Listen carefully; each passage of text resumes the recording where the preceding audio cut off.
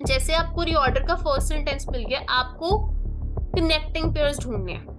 Find कि next क्या होगा। नेक्स्ट जो भी रीऑर्डर का सेंटेंस होगा वो प्रीवियस सेंटेंस में add. 20% of the global population is dealing with this symptom. अभी मैंने आपको बताया ना, पहले मैं कहूंगी ये बीमारी हुई है, फिर ये बीमारी, जैसे but always try to find subject, बात किस बारे में हो रही है।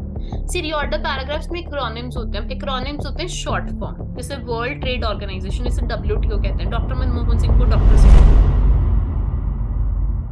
Hello everybody, Aditi here from PTE universe. आज की वीडियो में बात करेंगे रीऑर्डर पैराग्राफ्स की। रीऑर्डर पैराग्राफ्स एक ऐसी क्वेश्चन टाइप है जिसमें स्टूडेंट्स अक्सर स्ट्रगल करते हैं। अगर आपको भी रीऑर्डर पैराग्राफ एक डिफिकल्ट क्वेश्चन टाइप लगता है, all you have to do is you have to watch the session till the end. आज की वीडियो में दूंगी सारी टिप्स, ट्रिक्स, स्ट्रैटेजीज। ऑल्सो इन स्ट्रैटेजीज को रियल एग्जाम क्वेश्चंस पर अप्लाई करके आपको ये भी समझाऊंगी कि कैसे रीऑर्डर पैराग्राफ्स को आप भी सॉल्व कर सकते हैं क्विकली एंड इजीली। सो करेंगे वीडियो को स्टार्ट। बिफोर दैट, अगर आप हमारे चैनल पे नए, कर दीजिएगा पीटी यूनिवर्स को like, comment and subscribe. Also guys, in case अगर आप पीटीआर स्टार्टिंग में स्ट्रगल कर रहे हैं, ज्वाइन कर सकते हैं हमारे साथ face to face classes and online classes. In case अगर आपका पीटी का एग्जाम बुक्ड है, स्पेशल स्कोर इंप्रूवमेंट सेशन है जहां पर आप भी सीख सकते हैं वो सीक्रेट टिप्स एंड ट्रिक्स जिनके साथ 30,000 से भी ज्यादा स्टूडेंट्स पीटी यूनिवर्स के साथ अपना डिजायर्ड बैंड स्कोर अचीव कर चुके हैं। सो करते हैं वीडियो को स्टार्ट। सॉल्व कीजिएगा मेरे साथ सारे क्वेश्चंस को एंड कमेंट सेक्शन में मुझे बताइएगा आंसर्स। Let's get started. सबसे पहले गाइस मैं बता दूं, जो रीऑर्डर पैराग्राफ है इसमें कई सेंटेंसेस दिए हुए होते हैं। सो फर्स्ट थिंग जो आपको करनी है, डिफरेंट सेंटेंसेस को देख के, लेट्स से अगर ये है एग्जाम क्वेश्चन, फर्स्ट थिंग जो आपको करनी है वो आपको सब्जेक्ट समझना है। जैसे हर एक रीऑर्डर का कोई सब्जेक्ट होता है। हो सकता है हम बात करें किसी बीमारी के बारे में, हेल्थ के बारे में, education, science, technology. So first thing जो हमें करनी है वो सब्जेक्ट समझने की, रीऑर्डर किस टॉपिक के ऊपर बेस्ड है। एंड देन हमें आइडेंटिफाई करने ओपनिंग सेंटेंस। अब आप कहोगे ओपनिंग सेंटेंस क्या होता है। ओपनिंग सेंटेंस वो होता है जो हमें बताते हैं कि हमारे रीऑर्डर में किस बारे में बात हो रही है। अगर आप रीऑर्डर का ओपनिंग सेंटेंस डिटरमाइन कर लेते हो तो रीऑर्डर को सॉल्व करना इजी हो जाता है। जैसे मैं आपकी स्क्रीन पर एक क्वेश्चन दिखाती हूँ कि 3 सेंटेंसेस हैं, इनको रीड कीजिए एंड मैं आपको बताऊंगी कि कैसे हमने ओपनिंग सेंटेंस फाइंड करना है। अक्सर इंडिपेंडेंट सेंटेंस ही ओपनिंग सेंटेंस होता है। कि देखिए, on Monday the secretary of state is due to hold a day of meetings with high level political, military and business figures to further a strategic dialogue aimed at further expansion of US trade in India. So Monday को हमने बात करी कि secretary of state क्या करने वाले हैं। ये किसी पे डिपेंडेंट नहीं है। हो सकता है ये हो हमारा opening sentence. US secretary of state Hilton Hillary Clinton arrived in India on Sunday. So यहाँ पर हमने बताया कि यूएस का जो सेक्रेटरी है हिलेरी क्लिंटन, ये आ रही है इंडिया में संडे को स्ट्रैटेजिक टॉक्स के लिए। नेक्स्ट पढ़िए, क्लिंटन अराइव्ड बाय प्लेन इन दिल्ली। बता रखे कि क्लिंटन दिल्ली में आई कैसे हैं, एक रिपोर्टर के अकॉर्डिंग की उनकी बात हुई इस प्रेसिडेंट से, प्राइम मिनिस्टर से एंड स्टफ। सो सबसे पहले रीऑर्डर में ऐसे कई सेंटेंसेस दिए होते हैं। फर्स्ट थिंग इज आप रीड करते हैं एंड रीड करके आपको डिटरमाइन करना होता है कि रीऑर्डर किस बारे में बात कर रहे हैं। अब यहाँ पर हम देख सकते हैं कि बार बार हम US की जो सेक्रेटरी है हिलरी क्लिंटन के ऊपर काफी फोकस करें कि अराइव कर रही है इंडिया को संडे में स्ट्रेटेजिक टॉक्स के लिए। So basically B is the opening sentence. मैं आपको बता दूं कि पहले हमेशा फुल नेम आता है रीऑर्डर में, ये हम आगे ट्रिक्स कवर भी करेंगे, और फिर शॉर्ट नेम आता है। So this is not this reorder में। और यहाँ पर अगर हम इन दोनों को कंपेयर करें, ए और बी को, सो मंडे को हमने बता रखा है कि सेक्रेटरी ऑफ स्टेट ये करेंगे, बट पहले तो हमें बताएंगे ना कि US की सेक्रेटरी है हिलेरी और ये आ रही है इस काम के लिए। फिर उस मीटिंग में क्या होगा, पहले तो मीटिंग का देंगे ना कि मीटिंग में ये आ रही है, फिर मीटिंग में वो क्या करेंगी। So like this first step number 1 समझ लो, रीऑर्डर सॉल्व करना बहुत आसान हो जाएगा। ओपनिंग सेंटेंस को डिटरमाइन करो कि बात किस बारे में हो रही है। बच्चे पता क्या कंफ्यूज हो जाते हैं कि इसके बारे में भी हो सकती है, इसके बारे में। अब 2-3 लाइंस को पढ़ो, आपको पता लग जाएगा कि हाँ ओपनिंग सेंटेंस ये ही होगा। स्टेप 1 क्लियर है। अब आ जाओ नेक्स्ट स्टेप पे। जैसे आपको रीऑर्डर का फर्स्ट सेंटेंस मिल गया, आपको कनेक्टिंग पेयर्स ढूंढने हैं। फाइंड कि नेक्स्ट क्या होगा। नेक्स्ट जो भी रीऑर्डर का सेंटेंस होगा वो प्रीवियस सेंटेंस में ऐड ऑन करेगा। और कई बार क्या हो सकता है कि आपको कुछ कनेक्टिंग वर्ड्स मिलेंगे। जैसे मैं कहूँ कि मैं लेट हो जाऊंगी आज क्लास में बिकॉज मैं सिक हूँ। I will be late in the class because I am sick. So first sentence क्या होगा, I will be late in the class because I am sick. So second sentence connecting word के साथ start हो रहा है, वो पहले के बारे में बता सकता है। सो डिफरेंट तरीके के कनेक्टिंग वर्ड्स होते हैं। कुछ कॉन्ट्रास्ट दिखाते हैं, लाइक हाउएवर, बट तो कुछ उसमें पॉजिटिव चीज दिखाते हैं, जैसे in addition, moreover, furthermore. So different तरीके के कनेक्टिंग वर्ड्स हैं, कुछ कंक्लूजन दिखाते हैं, देयरफॉर दस। सो सबसे पहले गाइस हमने क्या करना है, अपने सब्जेक्ट को डिटरमाइन करना है, इंडिपेंडेंट सेंटेंस को भी डिटरमाइन करना है। एंड कई बार दो तीन सेंटेंस इंडिपेंडेंट हो सकते हैं, लेकिन किस बारे में बात हो रही है वो हमारा ओपनिंग सेंटेंस होगा। मैं आपको गाइस कुछ क्वेश्चंस के थ्रू टिप्स एंड ट्रिक्स समझाऊंगी, और क्वेश्चंस पे अप्लाई करना। अक्सर स्टूडेंट्स को टिप्स एंड ट्रिक्स तो आती होती है, लेकिन वो सॉल्व नहीं कर पाते क्वेश्चंस। सो ये जो क्वेश्चन है, इसको कराने से पहले मैं आपको एक सिंपल ट्रिक बता देती हूँ। बहुत सारे ग्रामर रूल्स हैं, एक ग्रामर रूल के ऊपर बेस्ड ट्रिक है। डेमोन्स्ट्रेटिव प्रोनाउंस होते हैं ग्रामर में। डेमोन्स्ट्रेटिव प्रोनाउन होते क्या है, वर्ड बड़ा है, ये बहुत इजी है, this, that, these, those. This and that है singular, these and those and plural. So this, that, these, those, reorder इनसे रेयरली स्टार्ट होता है। जैसे मैं कहूँ, I have bought a new phone, this phone is of Redmi company. तो पहले आएगा I have bought the phone, फिर ये फोन, दिस क्या कर रहा है कि इस फोन के बारे में बात कर रहा है।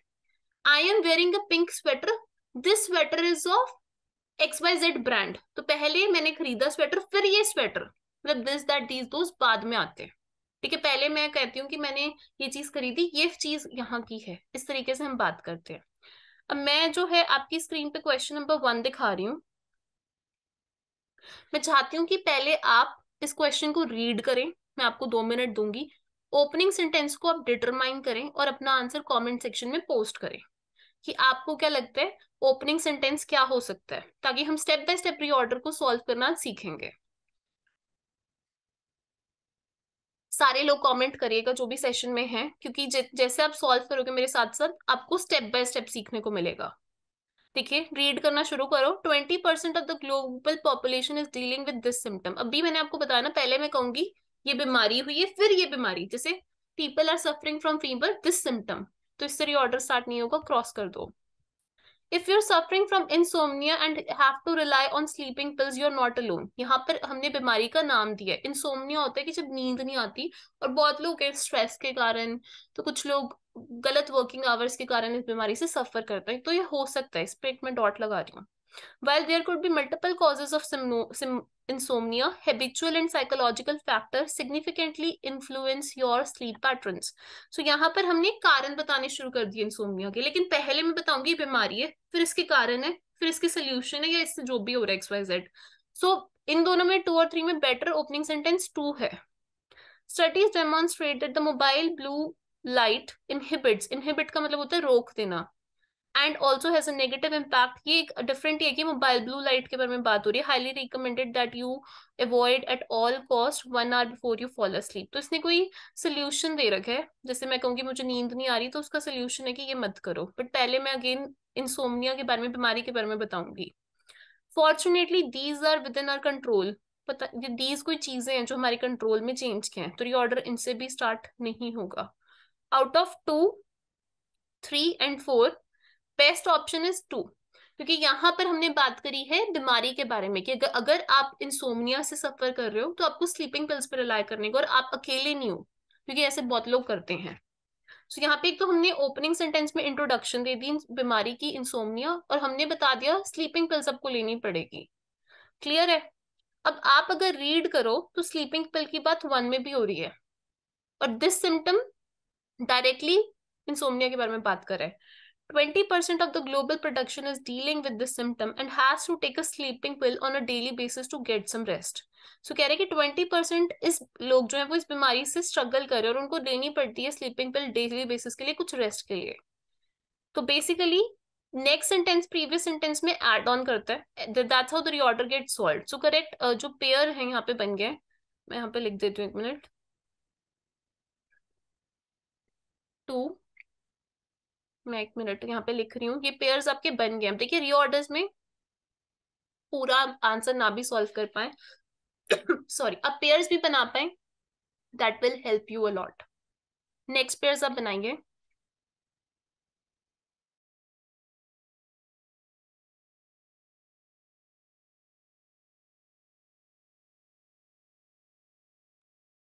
सो अगर आप नेक्स्ट पेयर बनाते हैं, मैं नेक्स्ट पढ़ूं। while there could be multiple causes of insomnia, Habitual and psychological factors significantly influence our sleep patterns. Causes बता रखे हैं.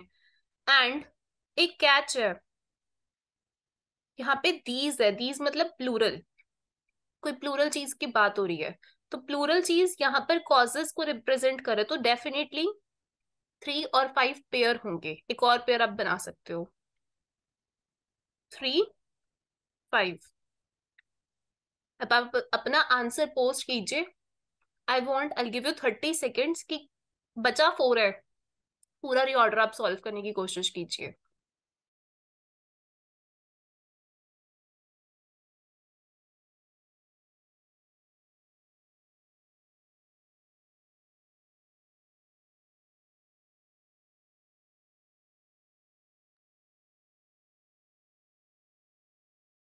अगर आप देखें, काफी लोगों ने अपने आंसर्स पोस्ट करे हैं. हमने इस रीऑर्डर में 2 पेयर्स तो बना ही दिए हैं. 4 मार्क्स का है. अगर आप ये 2 पेयर्स भी बना पाते हो ना पेपर में, 2 आउट ऑफ 4 आप स्कोर कर सकते हो. लेकिन 90% रीऑर्डर ऑलरेडी सॉल्व हो गया है. यहाँ पर हमने बात करी कि अगर आप इंसोम्निया से सफर कर रहे हो तो आपको स्लीपिंग पिल्स लेनी पड़ेंगी, और 20% फिर हमने कहा लोग इससे सफर करें और उनको स्लीपिंग पिल लेनी पड़ती है. अब उसने 3 में बताया कि मल्टीपल कॉजेस हो सकते हैं, और एड ऑन करे कि इस बीमारी के बहुत सारे कारण भी हो सकते हैं. एंड फिर उसने कारण दिए, फिर कहा कि इनको आप चेंज भी कर सकते हो. जैसे प्रॉब्लम, प्रॉब्लम का solution, that's how it works ना. प्रॉब्लम दी, प्रॉब्लम है क्या, कौन सफर करे, क्या प्रॉब्लम के कारण है, फिर सोल्यूशंस हैं. आपको एक्स्ट्रा अटेंशन देनी पड़ेगी. आपको जो है क्या देनी है अटेंशन, उसने बताया कि आप इनको चेंज कर सकते हो. आपको एक्स्ट्रा अटेंशन देनी पड़ेगी कि आप अपनी होम सेटअप को चेंज करो अगर आप बिजी मेट्रोपॉलिटन एरियाज में रहते हो. एंड फाइनली एक उसने उसका सोल्यूशन दिया कि मोबाइल कम यूज करो, क्योंकि मोबाइल से नींद जो है अफेक्ट होती है और नेगेटिव इफेक्ट होता है. हाईली रिकमेंडेड कि आप मोबाइल मत यूज करो. इसमें बेसिकली हमने सोल्यूशन की बात करी और वो सोल्यूशन 4 में है. The correct answer is 2, 1, 3, 5, 4. I hope आपको रीऑर्डर सॉल्व करना आया है. पेयर्स बनाने आए हैं जो सबसे इम्पोर्टेंट है. जब आप रीऑर्डर सॉल्व करना शुरू करोगे, फर्स्ट इंस्टेंस में पहली बारी में आप पूरा रीऑर्डर सॉल्व नहीं कर पाओगे, लेकिन पेयर्स बनाने सीखो. ऑल्सो जिन स्टूडेंट्स की एग्जाम है, बहुत रीडिंग में अच्छे नहीं है, रीऑर्डर्स में बहुत अच्छे नहीं है, और पूरा रीऑर्डर अभी भी सॉल्व नहीं कर पा रहे हैं, ज्यादा फोकस रीडिंग फिलिप्स पे करो, रीडिंग राइटिंग फिलिप्स पे, लेकिन रीऑर्डर के पेयर बनाने सीखो. बिकॉज अगर आप पेयर्स बनाने सीखोगे, आउट ऑफ 8 और 9 मार्क्स आप इजिली 4 या 5 मार्क्स स्कोर कर सकते हो. क्वेश्चन नंबर 2 पे हम चलेंगे गाइस. क्वेश्चन 1 सबको क्लियर है? क्वेश्चन नंबर 2 पे जाने से पहले मैं क्वेश्चन 1 की कुछ जो चीजें हमने सीखी वो समझ लेते हैं. सबसे पहले गाइस अगेन मैं रिवाइज करा रही हूँ, रीऑर्डर सॉल्व करना बहुत सिंपल है. फर्स्ट थिंग, सब्जेक्ट को समझिए, बात किस बारे में हो रही है. अब आपको इंडिपेंडेंट सेंटेंस फाइंड करना है. ही शीट, लाइक हिलरी क्लिंटन दे रखा है, क्लिंटन पहले पूरा नेम आएगा, कार्ल मार्क्स, मार्क्स पहले कार्ल आएगा. इंडिपेंडेंट सेंटेंस ढूंढना है. ही शीट, दिस दैट दीज, दो से रीऑर्डर रेयरली स्टार्ट होते हैं. आपको एक्सेप्शनल क्वेश्चंस भी कराऊंगी, fine, but always try to find subject, बात किस बारे में हो रही है. हो सकता है आपको 2 या 3 सेंटेंसेस मिलेंगे, then determine the best part कि ओके ये बेस्ट हो सकता है, फाइन. देन आपने क्या करना है, आपको रीऑर्डर में कनेक्ट करना है सेंटेंसेस को. नेक्स्ट सेंटेंस प्रीवियस सेंटेंस में कुछ एड ऑन करेगा. क्वेश्चन नंबर 2 एक नई टेक्निक के ऊपर बेस्ड है. आए से भी देखते हैं कि इस कुछ रीऑर्डर में से क्वेश्चंस होते हैं जो कि सिंपल नहीं होते, जो कि कॉन्टेक्स्ट बेस्ड होते हैं. ये उसका एक एग्जाम्पल है. एंड इसको सॉल्व करने से पहले मैं चाहती हूँ कि आप क्वेश्चन नंबर 3 सॉल्व करें, क्योंकि लिटिल बिट आप इसमें पेयर्स बनाने आपको थोड़े इजी लगेंगे. रीड कीजिए. मैं आपको दूंगी 30 to 40 सेकेंड्स. अपने आंसर को मार्क कीजिए कमेंट सेक्शन में. ओपनिंग सेंटेंस सबसे पहले मुझे बताइए कौन सा है.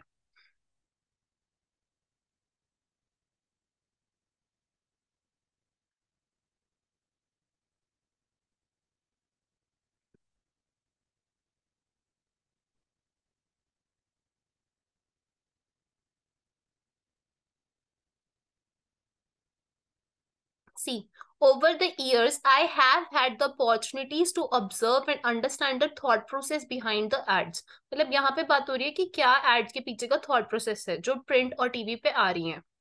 फिर इसने कहा प्रोपोर्शनली जो एड्स हैं जिनकी क्वालिटी नहीं है वो बढ़ गई है. तो पहले तो आप बताओगे ना एड्स हैं क्या, फिर आप कहोगे एड्स की क्वालिटी, और मतलब उस टॉपिक के अंदर आप बाद में जाओगे, पहले उस टॉपिक के बारे में बात होगी, तो डेफिनेटली ओपनिंग सेंटेंस नहीं होगा। ये कह रहे काफी कंपनी कूल और फंकी दिखना चाह रही है, so this is also an independent sentence.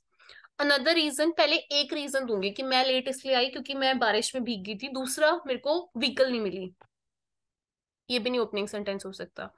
Although there is a shift in the quality of ads that become thanks essentially to improvement in technology. Although वैसे contrast के लिए इस्तेमाल किया जाता है, जैसे although means हालांकि होता है कि हालांकि shift है, और definitely कुछ पुराने sentences से हम contrast दिखा सकते हैं कि हालांकि ऐसा हुआ है, लेकिन यहाँ पर हम quality of ad की बात कर रहे हैं।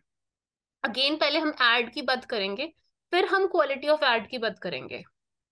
So out of all the sentences ये तो हो नहीं सकता ओपनिंग सेंटेंस, ये नहीं हो सकता, ये कंपनीज की बात करेगी कूल और फंकी, जबकि पूरा रीऑर्डर एड्स के ऊपर बेस्ड है। ए और ई में आपको बेस्ट कौन सा है सिलेक्ट करना है, and if you read them again, री रीड करो। स्टार्टिंग में आपको रीऑर्डर सॉल्व करने में टाइम लगेगा, जब आप अपनी नॉर्मल प्रैक्टिस करोगे विच इज ओके। तो टाइम्ड बेस्ड प्रैक्टिस आप 1 वीक या 2 वीक के बाद स्टार्ट करें। पहले अपने आप को प्रेशराइज मत करो कि मेरे को 2 मिनट में सॉल्व करना है, नहीं, ये एग्जाम से पहले ठीक है। एग्जाम जब आपने जस्ट प्रिपरेशन स्टार्ट किए तो कॉन्सेप्ट्स को समझो। Okay, it will take time, अपने आप को टाइम दो। रीडिंग में स्टूडेंट्स क्यों नहीं इंप्रूव होते, वो प्रेशराइज करते हैं अपने आप को कि आज ही हम इंप्रूव होंगे। No, it will take time. आप हफ्ते बाद अपनी प्रोग्रेस को ट्रैक कीजिए, पहले एक हफ्ते इतना किया, फिर दूसरे हफ्ते, फिर तीसरे हफ्ते, then try to do see mock test करो, कुछ मार्क्स आने लगेंगे। एंड धीरे धीरे, reading is time taking but have the patience, score definitely आता है। सो ए और ई में बेस्ट ओपनिंग सेंटेंस कौन सा हो गया मेरा, ए। सॉल्व करते हैं। ओवर द ईयर, सालों से मैं देख रही हूँ कि मेरे पास अपॉर्चुनिटीज है, मैं ऑब्जर्व करूँ अंडरस्टैंड को, थॉट प्रोसेस बिहाइंड एड, मतलब प्रिंट टीवी हर जगह एड आ रही है, उसके पीछे का क्या थॉट प्रोसेस है उस बारे में बात कर रही है। फाइन, अब इससे नेक्स्ट पेयर हमें बनाना है। Number of ads have gone up, increasing attempt. A B के साथ कनेक्ट नहीं हो रहा है, सी के साथ भी नहीं हो रहा। ए डी, अनदर रीजन, पहले कोई रीजन दिया नहीं, ए डी से भी कनेक्ट नहीं हो रहा। ये कह रहे बहुत सारे रीजंस है कि एड आ रही है प्रिंट और टीवी पे।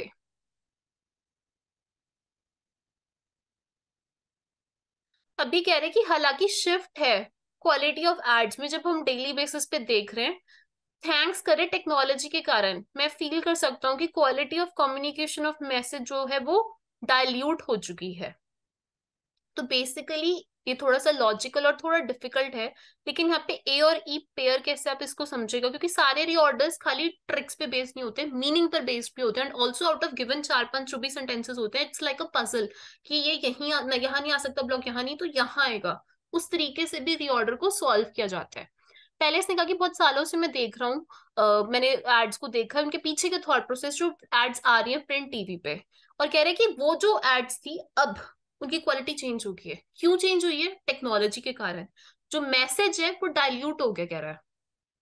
क्लियर है आपको ए ई पेयर कैसे बना, उनके थॉट प्रोसेस के बारे में ई ने ए में एड ऑन किया, मतलब जो नेक्स्ट सेंटेंस है ई, उसने प्रीवियस सेंटेंस के बारे में और इन्फॉर्मेशन दी, और यही तो रीऑर्डर में पेयर्स बनाने की स्ट्रैटेजी है। Is it clear. तो इसने बता दिया कि मैसेज डाइल्यूट हो रहा है। अब यहाँ पर आप पढ़ो, पहले अनदर रीजन नहीं आएगा, पहले कोई और रीजन आएगा, तो ऑप्शन तो बी या सी आएगी। प्रपोर्शनली, प्रपोर्शनली पहले उसका प्रपोर्शन थोड़ा ना हम देंगे, तो यहाँ पर आएगा ये ई के बाद सी मेक सेंस कर रहा है, क्योंकि यहाँ पे ई के बाद अगर मैं सी की बात करूं कि रीजन नंबर 1 है कि जो कंपनीज हैं वो कोशिश करिए कि वो कूल और फंकी बन सके।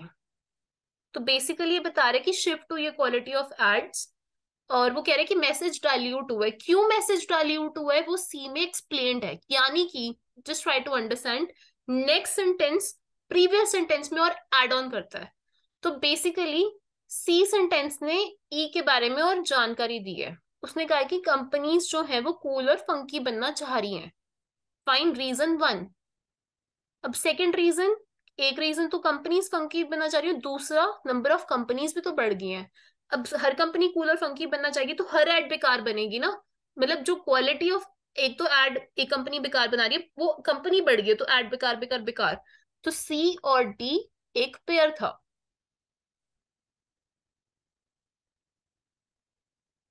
अब देखिए पेयर अगर आपको समझ आ जाए तो इट्स रियली वेरी इजी। अब ए ई सी डी मैंने सॉल्व करी है, तो लास्ट जो सेंटेंस है वो तो यही आएगा ना। ऑल्सो मैं आपको बता दूं, जो सेंटेंस कहीं नहीं आता, जैसे मैंने दो पेयर्स बना लिए तो उसके बीच में आ रहा है, उसके इधर आ रहा है, उसके उधर आ रहा है, आपको इस तरीके से भी आप देख सकते हो। तो लास्ट वाला सेंटेंस यहाँ पर proportionally the number of ads that lack in quality have gone up exponentially as well as. अब पहले उसने कहा कंपनीज बढ़ गई हैं, बेकार एड्स बढ़ गई हैं, और फिर उसने कहा नंबर ऑफ एड्स भी बढ़ गई हैं। सी डी बी, तो basically A E C D B is the correct answer. मैं यहाँ आंसर लिख रही हूँ। आप में से कितने लोगों का सही है, कमेंट बिलो करो। अब पेपर में डेफिनेटली प्रेशर होता है। रीडिंग तक आते आते अगर आपने बहुत सारे मॉक टेस्ट नहीं सॉल्व किया आप थक भी जाओगे, क्योंकि एक मेंटल स्ट्रेस डेवलप होता है, which is very fine. Exam stress anxiety होती होती है। तो आप क्या कर सकते हो, you should try to make sure you solve lot of sectional mock test, full length mock test and pairs बनाने सीखो। पूरा आंसर नहीं भी सही है, मैंने कुछ पेयर्स बना लिए तो कम से कम मैं पार्शियल मार्क्स, 10 में से 10 नहीं आए, 10 में से 7 6 5 4 कुछ तो आएंगे। ऑल्सो मुझे 6 ईच 7 ईच 8 ईच की रिक्वायरमेंट, एक बैंड ऊपर की तैयारी करो। हम अपने ऑनलाइन ट्रेनिंग प्रोग्राम में गाइस क्या करते हैं, हम मेक श्योर करते हैं बेसिक से बच्चा सीखता है, एडवांस तक जाता है, बहुत सारी असाइनमेंट्स होती हैं जो आपके लेवल को अप करती हैं, एंड इस तरीके से स्टूडेंट्स के स्कोर फर्स्ट अटेम्प्ट में आते हैं। गाइस हमारी क्लासेस अवेलेबल है ऑस्ट्रेलिया में, all over the world online classes available है, मेलबर्न मेल्टन में फेस टू फेस क्लासेस भी अवेलेबल है। तो अगर आप स्ट्रगल कर रहे हो पीटी में, आइल्स में, नाटी में, आपको लग रहा है स्कोर आना मुश्किल है, इंप्रूवमेंट ही नहीं हो रही है, पीटी यूनिवर्स को ज्वाइन करो और आप देखोगे कि हर रोज कितने बच्चे अपना डिजायर्ड बैंड्स को हमारे साथ अचीव करें, वो भी फर्स्ट अटेम्प्ट में। रीजन बीइंग कि हर एक क्वेश्चन को लॉजिकली वो सॉल्व करें। And let me tell you, reading का रट्टा मारने की कोई जरूरत नहीं है, रट्टा मार के वैसे कुछ होगा भी नहीं, बट लॉजिक जब आप समझने लगोगे तो मेरे से फास्ट आप क्वेश्चन सॉल्व करने लगोगे। नेक्स्ट क्वेश्चन पे चलते हैं। नेक्स्ट क्वेश्चन सॉल्व करने से पहले मैं आपको एक ट्रिक बता देती हूँ इस क्वेश्चन की, मैंने स्टार्टिंग में भी बताई थी। सी रिऑर्डर पैराग्राफ्स में एक्रोनिम्स होते हैं, एक्रोनिम्स होते हैं शॉर्ट फॉर्म, जैसे वर्ल्ड ट्रेड ऑर्गेनाइजेशन जिसे डब्ल्यूटीओ कहते हैं, डॉक्टर मनमोहन सिंह को डॉक्टर सिंह कह सकते हैं, कार्ल मार्क्स मार्क्स के नाम से बुला सकते हैं, लेकिन पहले हमेशा फुल फॉर्म आएगी वर्ल्ड ट्रेड ऑर्गेनाइजेशन, फिर आएगी शॉर्ट फॉर्म डब्ल्यूटीओ। पहले मैं कहूंगी कि doctor Manmohan Singh is a prime minister, doctor Singh फिर आएगा। सो बेसिकली पहले फुल नेम आता है, फिर आता है शॉर्ट नेम, और ये काफी मुश्किल मुश्किल क्वेश्चंस में हेल्प करता है। जैसे क्वेश्चन आपकी स्क्रीन पे है, यहाँ पे देख रहे हो जूलिया ब्लॉकिंग है, तो ये भी नहीं ओपनिंग होगा, ये भी ओपनिंग नहीं होगा, इजिली एक सेकंड में आप आइडेंटिफाई कर सकते हो इन दोनों में ओपनिंग होगा, मुझे सी और डी पढ़ने भी नहीं है। और ए और बी में कौन सा होगा पढ़ के पता लगेगा। University of Canberra student has launch the nation's first father led literacy project to encourage father. एक यूनिवर्सिटी ऑफ स्टूडेंट ने ये किया है, फिर उस प्रोजेक्ट के बारे में बात करी है। आप बताओ एक ओपनिंग सेंटेंस कौन सा होगा, कमेंट करो फटाफट से, इतने सारे स्टूडेंट्स कर रहे हैं सॉल्व, लेट्स सी किसकी स्पीड ज्यादा है। बी, ऑफ कोर्स बी होगा भाई। पहले मैं कहूंगी ना कि इस स्टूडेंट ने एक प्रोजेक्ट बनाया है, फिर मैं कहूंगी कि जो प्रोजेक्ट है वो क्या करता है, पहले तो स्टूडेंट पूरा रेफरेंस दे रही हूँ कि यहाँ के स्टूडेंट ने काम कर दिया, फिर उस स्टूडेंट का क्या प्रोजेक्ट है। B is the opening sentence and it was quite easy also. Opening sentence है बी। अब मैं आपको दे रही हूँ कपल ऑफ सेकेंड्स, पेयर बनाओ।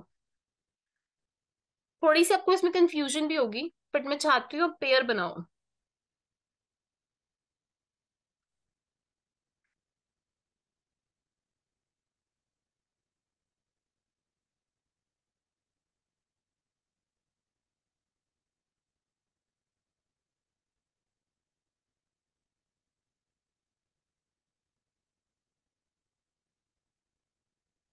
आंसर्स गाइस कमेंट करो, पेयर बनाओ। ऑल्सो जब आप पेयर बना रहे हो ना, ट्राई करो स्टार्टिंग में जब आप रीऑर्डर इंप्रूव करने की कोशिश कर रहे हो, I know it will take time, but give yourself time. कोई क्वेश्चन सॉल्व करो गलत हुआ, उसको दोबारा रीसॉल्व करो, मतलब सॉल्व रिसॉल्व सॉल्व रिसॉल्व, क्योंकि मैं आपको बता दूं कि हाउ स्टूडेंट्स इंप्रूव, कैसे स्टूडेंट्स इंप्रूव करते हैं। और बहुत सारे स्टूडेंट्स होते हैं जो 6 से 9 8 की जर्नी तय करते हैं सॉल्व रिसॉल्व लॉजिक समझ के, क्योंकि लॉजिक रिपीट होते हैं, क्वेश्चन रिपीट नहीं होते। सो कमेंट करो फटाफट से गाइज अपना आंसर, 30 सेकेंड्स लेफ्ट है, फिर मैं आपको सॉल्व कराऊंगी।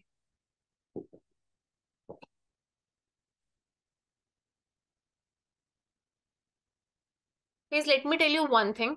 अगर आपने मेरे पुराने सेशंस मिस कर दिए तो रीडिंग की सीरीज हमारे चैनल पर लाइव हो चुकी है। अगर आप चैनल को लाइक कमेंट एंड सब्सक्राइब कर लोगे आपको नोटिफिकेशन आएगी, बेल आइकन दबा देना एंड सारे लाइव सेशंस को ज्वाइन करना। आपको बहुत कुछ सीखने को मिलेगा। जो सीरीज आ रही है, जो इस वक्त सेशंस आ रहे हैं, best sessions and don't miss any of my live session. Also guys, कुछ स्टूडेंट्स के एग्जाम बुक्ड हैं and they want to improve PT scores. ASAP intakes आ रहे हैं, ऑफशोर कैंडिडेट्स के वीजा भी आ रहे हैं। फास्ट ट्रैक पीटी कोर्स हमने लॉन्च कर दिया, 1-to-1 क्लासेस अवेलेबल है। आपको रीडिंग में इंप्रूव करना है, हम रीडिंग में कराएंगे। आपके स्कोर कार्ड के अकॉर्डिंग हम आपको इंप्रूव कराएंगे, आपके मॉक स्कोर्स के अकॉर्डिंग। सो कंटैक्ट कीजिएगा, जो हमारी आपको हेल्पलाइन दिख रही है। एंड गाइज, अगर आप स्कोर्स एग्जाम दे चुके हो, अपने स्कोर्स इंप्रूव करना चाहते हो, पीटी यूनिवर्स के साथ अपने स्कोर कार्ड भेजिएगा। ये कोचिंग की हेल्पलाइन है। सो अगर आपकी कोई कोचिंग से रिलेटेड क्वेरी है, इस नंबर पे आप हमें जरूर कंटैक्ट कीजिएगा। Okay, so I have got few answers. So सबसे पहले ओपनिंग सेंटेंस हमने सॉल्व कर लिया था और आई थिंक बीए पेयर सबने बना भी लिया होगा, मैं इसमें ज्यादा टाइम नहीं लगाऊंगी। यूनिवर्सिटी ने लॉन्च किया नेशन का पहला प्रोजेक्ट इनकरेज करने के लिए फादर्स। जैसे आपको पता है कि फादर्स की वो जो चिल्ड्रंस की लिटरेसी में इन्वॉल्वमेंट है उसे इंक्रीज करना है। अब ए ने क्या करे, क्या प्रोजेक्ट है, प्रोजेक्ट का एम है इंक्रीज करने के लिए फादर्स जो पार्टिसिपेट करेंगे इसमें के स्कूल रीडिंग में। तो बीए पेयर बन गया। क्लियर है। अब आपको सीडी पेयर है, डीसी पेयर है, बीए तो यही आएगा, तो क्या तो आंसर मेरा सीडी हो सकता है या डीसी। बड़ा सिंपल हो गया ये। फाइन, अब आपको रीड करके पता लग जाएगा, क्योंकि ए का सी से या ए का डी से लिंक होगा एंड दैट्स हाउ हमें पेयर मिल जाएगा। There's no program like this in Australia, Miss Blocking said, who devised the project as the final component of her community education degree at the university. Having worked as a literacy tutor with teenagers, Miss Blocking saw the need for good attitude towards reading to be formed early on with the help of more male role models. So CD या DC? आप बताओ। देखो, इसका answer होगा CD. कैसे होगा इसको समझना, थोड़ा ट्रिकी है ये। यहाँ पर ए और सी का कनेक्शन समझना, फिर ए का सी के साथ है और सी का डी के भी साथ है। पहले यहाँ पर इसने बताया कि इस प्रोजेक्ट का एम है कि ये करना, और फिर ये कह रही है कि इसने कहा कि ऐसा कोई प्रोजेक्ट नहीं है, जिसने इसे कहा कि इससे कम्युनिटी की एजुकेशन डिग्री पे बढ़ेगी। कैसे बढ़ेगी वो इसने इसमें बताया, क्योंकि ये वर्कर्स चूंकि लिटरेसी ट्यूटर के साथ, तो इसको लगा कि ये जो प्रोग्राम है इससे अच्छे एटीट्यूड्स बनेंगे। सी डी है। अब मैं डीसी करूं तो डी के बाद सी तो मेक सेंस नहीं कर रहा, क्योंकि यहाँ पर हमने बात करी कि फाइनल कंपोनेंट है कम्युनिटी एजुकेशन डिग्री का। सो ये कंपोनेंट कैसे इसको मिला, क्योंकि इसने काम किया था ना लिटरेसी ट्यूटर की तरह टीनेजर्स के साथ। जब हम एग्जाम में होते हैं तो कभी कभी स्टूडेंट्स जो है ना खाली ट्रिक सोचते हैं कि अच्छा वो ट्रिक के बेस के ऊपर क्वेश्चन है, लेकिन स्ट्रैटेजी कॉन्टेक्स्ट इनको मत भूलो। काफी क्वेश्चन स्ट्रैटेजी और कॉन्सेप्ट के ऊपर बेस्ड होते हैं। जैसे कंटेंट, कंटेंट क्या कह रहा है, क्वेश्चन क्या है, क्या रहा है, लाइक दिस। सो अगर आप थोड़ा सा टाइम दोगे, take a deep breath while solving the reading, you'll get back to the answer. So question 4 clear है सबको। क्वेश्चन 2 मैंने अभी बाद में कराना है आपको, क्योंकि वो थोड़ा सा ट्रिकी क्वेश्चन है। मैं आपको क्वेश्चन 2 की तरफ लेके जाऊंगी। Okay, this is a question 2। Okay, कुछ क्वेश्चन जो होते हैं वो फिजियोलॉजी, साइकोलॉजी और लोगों के बिहेवियर के ऊपर बेस्ड होते हैं। सो ऐसे क्वेश्चंस में पेयर भी अगर आप बना पाओ दैट्स फाइन। मैं आपको पेयर्स पे पहले फोकस कराऊंगी। और let me tell you one thing, it, this, that, या फिर हो गया ये हमारा देयर, हेयर, इनसे कभी कभी रिऑर्डर स्टार्ट होंगे। It is a building, the building is in London, इस तरीके से। It is located in the heart of the city. कभी कभी ऐसे रिऑर्डर स्टार्ट होते हैं, क्योंकि इट को सेंटेंस को स्टार्ट करने के लिए भी इस्तेमाल किया जाता है और इट प्रोनाउन भी होता है। जैसे I have purchased a phone, it is my first phone. मतलब यहाँ पे इट ये है, इसको रेफर कर रहा है। और कभी कभी ऐसे भी कहते हैं it is also possible that, जैसे इट ऑलवेज सीम्स दैट, ये एक इंडिपेंडेंट सेंटेंस भी है। काफी लोग इट पढ़ते ही सोचते हैं सर ऑर्डर में ही स्टार्ट होगा, पूरा रीड करो, इससे इट सेंटेंस स्टार्ट भी होता है। सबके सामने क्वेश्चन है, 5 सेंटेंसेस हैं, फाइंड करो ओपनिंग सेंटेंस कौन सा होगा। I give you few seconds, mark. एक तो हिंट सामने दिख ही रहा है, दैट से स्टार्ट नहीं होगा, हटा दो। द हेजिटेशन, फिर द है, आर्टिकल अप्रोच, इससे भी नहीं होगा। तीन ऑप्शंस रह गए हैं, तीन ऑप्शंस में फटाफट रीड करो। थोड़ा ट्रिकी क्वेश्चन है ये, तो इस क्वेश्चन में पेयर्स बनाना सिखाऊंगी आपको।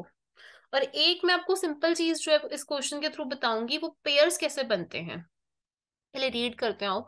It always seems like this mountain between us and our dreams, कह रहे हैं हमेशा हमेशा लगता है कि हम और हमारे सपनों के बीच में एक माउंटेन है।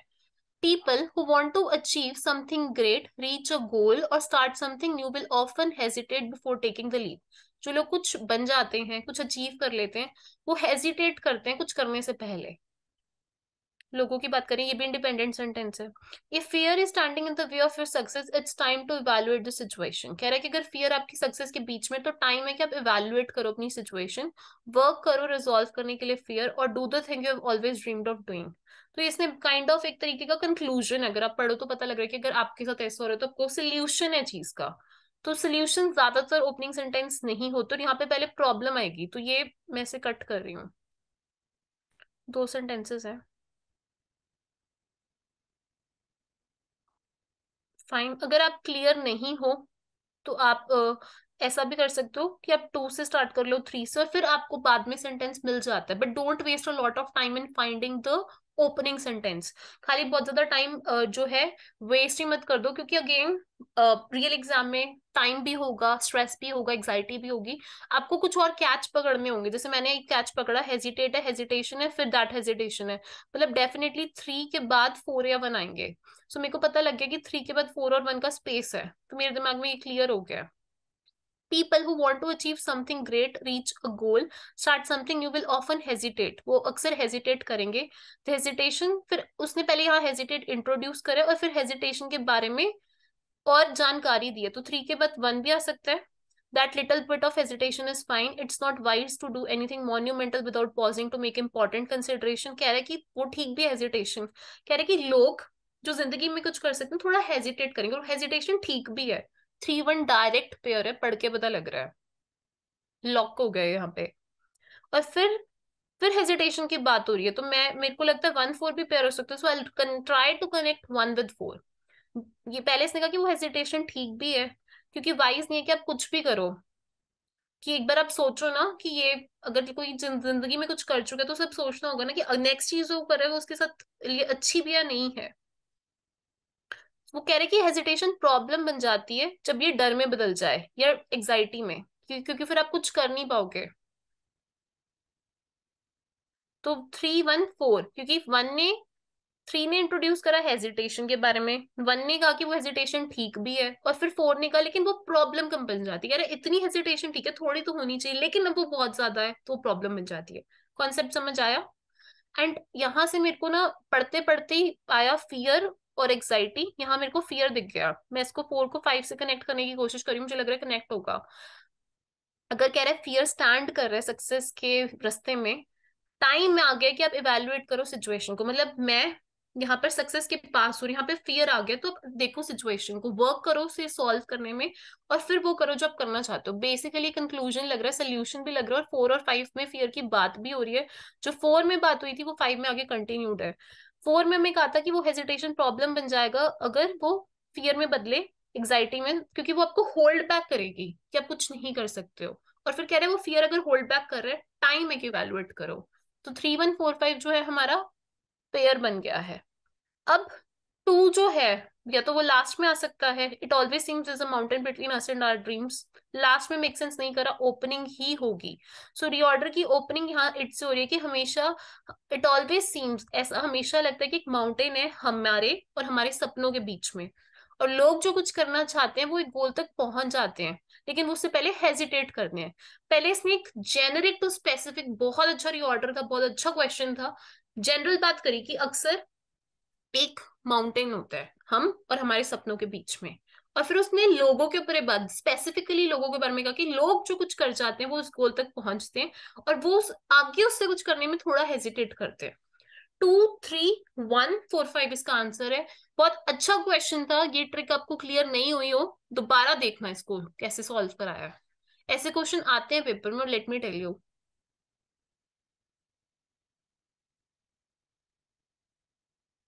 गाइस अगर आप पेपर को बुक कर चुके हो तो भी मैं आपको कहूंगी कि पेपर से कुछ टाइम पहले भी अगर आप प्रॉपर कुछ एग्जाम रिवीजन प्लस प्रैक्टिस और प्लस फीडबैक क्लासेस लेते हो, ये आपके अंदर ह्यूज डिफरेंस लेके आ सकती है। रिसेंटली बहुत सारे स्टूडेंट्स ने 6 each 7 each 8 each first attempt में हमारे साथ अचीव किया। आप हमारी सक्सेस स्टोरीज इंस्टाग्राम यूट्यूब की कम्युनिटी टैब में देख सकते हैं।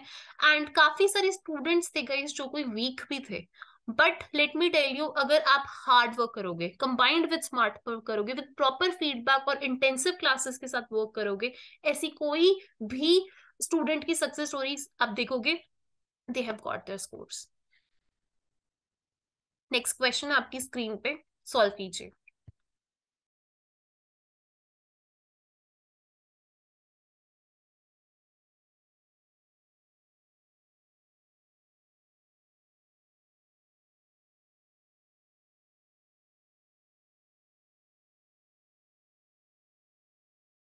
गाइस ये कैसा रीऑर्डर है जो मेरे एग्जाम में रिपीट हुआ था?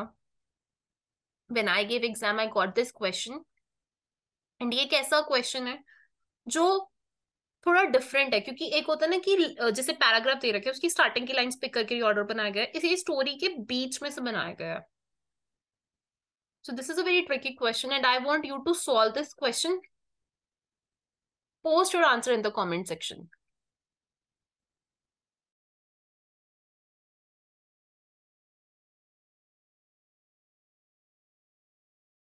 पहले ओपनिंग सेंटेंस ढूंढने की कोशिश करना। मैं आपको बता देती हूँ कि मैंने एग्जाम में कैसे किया था। द लेसन इज दैट मतलब कंक्लूजन, इस ये तो ओपनिंग नहीं होगा। In that case there may be psychological, उस सिचुएशन में ऐसा होगा।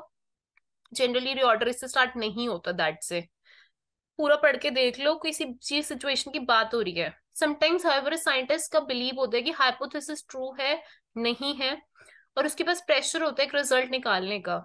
ये ओपनिंग सेंटेंस हो सकता है, लेकिन समटाइम्स कभी कभी होता है। ओके, ये एक इंडिपेंडेंट सेंटेंस है। आइडली एक्सपेरिमेंटर ओपन है पॉसिबिलिटी के लिए कि हाइपोथेसिस करेक्ट है इनकरेक्ट है। यहाँ पर मेरे को मेरा सब्जेक्ट पता लग गया, हाइपोथेसिस है यहाँ पे सब्जेक्ट। हाइपोथेसिस होता है कि जैसे कोई साइंटिस्ट है, ठीक है, उसने कोई डिस्कवरी करनी है तो वो एक हाइपोथेसिस बनाते हैं कि ओके कि ये चीज हो सकती है। फिर वो क्या करते हैं, एक्सपेरिमेंट देखते हैं बार बार, हो रहा है नहीं हो रहा जो भी, और फिर डेफिनेटली उसके रिजल्ट के अकॉर्डिंग वो चीजों को हाइपोथेसिस सही था नहीं था उन्हें पता लगता है। तो ये रीऑर्डर इसी चीज के ऊपर बेस्ड है। हाइपोथेसिस मेरा सब्जेक्ट है। नेक्स्ट स्टेप मैंने बताया था इंडिपेंडेंट सेंटेंस का। यहाँ पर बी भी इंडिपेंडेंट है, सी भी इंडिपेंडेंट है।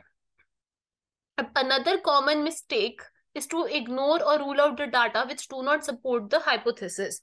रीऑर्डर को बारे में मैं आपको बता दूं कि रीऑर्डर पहले हम कोई मिस्टेक बताएंगे फिर कोई और मिस्टेक बताएंगे, तो जनरली हमें लगेगा कि ओपनिंग सेंटेंस नहीं है, ये एक एक्सेप्शनल रीऑर्डर है, यहाँ पे रीऑर्डर ए से स्टार्ट होगा। Fine, let me tell you, क्योंकि ये कह रहा है कि अक्सर यहाँ पर बात ये हो रही है कि एक गलती हो सकती है कि लोग क्या करें कि हम रूल आउट करते हैं उस डाटा को जो कि सपोर्ट ही नहीं कर रहा हाइपोथेसिस, और फिर हाइपोथेसिस के बारे में बात करके पूरा रीऑर्डर हाइपोथेसिस के ऊपर बेस्ड है। लेकिन अब पेपर में लेट से आपको लग रहा है कि आपने, क्योंकि पेपर में टाइम का प्रेशर होगा, स्ट्रेस तो होगा ही होगा, तो आपने एक को भी आपको लग रहा है कि ओपनिंग सेंटेंस नहीं हो सकता, डजेंट मैटर। आपने क्या करना है, अपने पेयर्स बनाने पे ध्यान देना है कि ओके आपको क्या लगता है कि रीऑर्डर क्या किससे स्टार्ट हो सकता है। बी और सी दोनों लग रहे हैं ना, बी और सी को पढ़ो। बी और सी में से बेस्ट मैच देखो कि बी और सी में से बेस्ट मैच कौन सा होगा रीऑर्डर ओपन करने के लिए।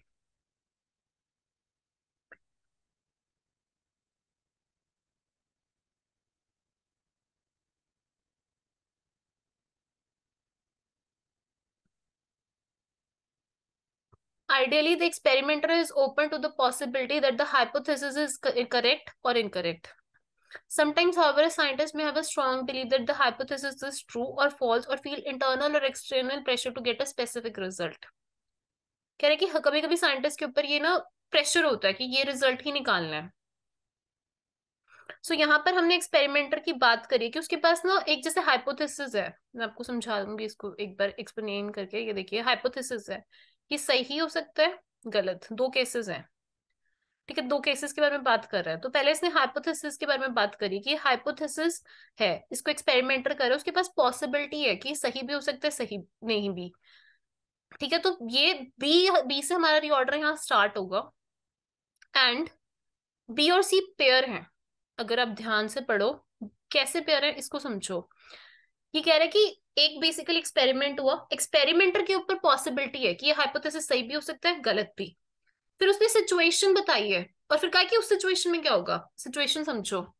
समटाइम्स कह रहा है कभी कभी ऐसा हो सकता है कि उसके पास स्ट्रॉन्ग बिलीफ हो कि हाइपोथेसिस सही है या गलत है, या फिर उसके पास प्रेशर हो सकता है कि उसको कोई रिजल्ट निकालना है। एक जनरल बात बताइए कि ऐसा हो सकता है कि भाई यही मेरे को रिजल्ट निकालना है, मेरे को सही या गलत ही निकालना है, या कोई प्रेशर या मेरे को लगता है। फाइन।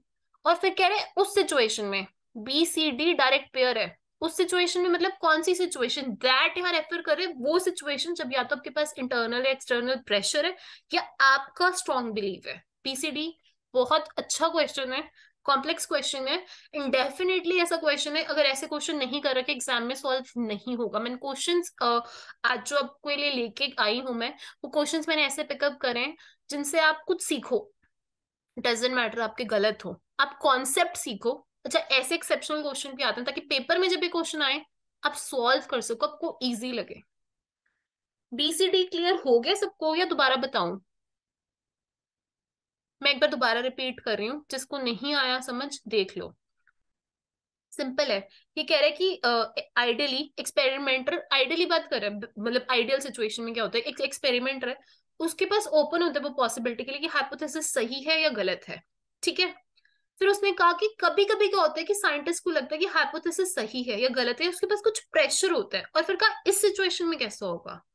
सो सी डी पेयर हो गया, बी बी सी के साथ था सी डी के साथ। जब कह रहे हैं कि जब प्रेशर होगा तो वो कुछ गलत निकालेगा, या तो वो डाटा सोचेगा कि गलत नहीं है, कुछ ना कुछ करेगा।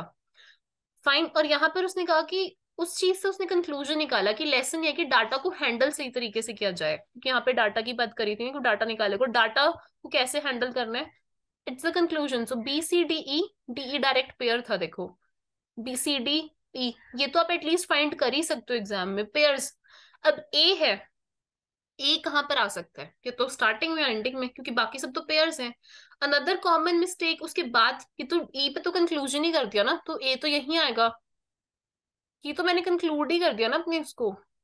तो रीऑर्डर जो होते हैं ना उनको सॉल्व करने का तरीका खाली ये नहीं होता कि ओके आंसर यही होगा। बहुत बारी आपको लगेगा कि आंसर नहीं पता लग रहा, पेयर्स बनाओ। बहुत बार ओपनिंग सेंटेंस नहीं समझ आएंगे, पेयर्स नहीं समझ आएंगे, it's fine. Try to solve, try to make pairs. So guys, before I end this video, reorder paragraph एक difficult question type है। Try to solve at least 8 to 10 questions on daily basis। ये एक बहुत important question type नहीं है, medium weightage task है। अगर आप 72 to 75% accuracy भी इसमें लेके आ पा रहे हैं, enough है। One more thing which is very important is to make pairs। हो सकते हैं कुछ reorder paragraphs बहुत hard हो एग्जाम में, लेकिन आप pairs बना के partial marks gain कर सकते हैं। And most importantly guys reorder paragraphs की 5 फिंगर स्ट्रैटेजीज को समझना है। ट्राई टू मेक श्योर आप ओपनिंग सेंटेंस ढूंढ पाए एंड नेक्स्ट सेंटेंस जो होगा वो प्रीसीडिंग सेंटेंस में कोई और इन्फॉर्मेशन ऐड करेगा। सो ये था आज का सेशन। आई होप ये सेशन आपको हेल्पफुल लगा होगा। अगर आपको ये सेशन हेल्पफुल लगा है please do like share and comment. जो भी आपके फ्रेंड्स पीटी में स्ट्रगल करें उनके साथ मेरी वीडियोस को जरूर शेयर कीजिएगा, क्योंकि मेरी वीडियोस आपको लगेंगी बहुत ज्यादा easy to understand. Also in case अगर आप पीटीएल स्टार्टिंग में स्ट्रगल कर रहे हैं, ज्वाइन कीजिए हमारे साथ 1-to-1 ग्रुप क्लासेस, ताकि आप भी अपने स्कोर्स को 30,000 से ज्यादा स्टूडेंट्स की तरह पहले अटेम्प्ट में अचीव कर सकें। Aditi here from PT universe. मैं मिलूंगी आपसे नेक्स्ट वीडियो में। कमेंट सेक्शन में मुझे ये जरूर बताइएगा कि नेक्स्ट वीडियो किस टॉपिक पे हो, किस क्वेश्चन टाइप में आप ज्यादा स्ट्रगल करें, ताकि उस क्वेश्चन टाइप की वीडियो आप तक जल्द से जल्द पहुंच जाओ। All the best.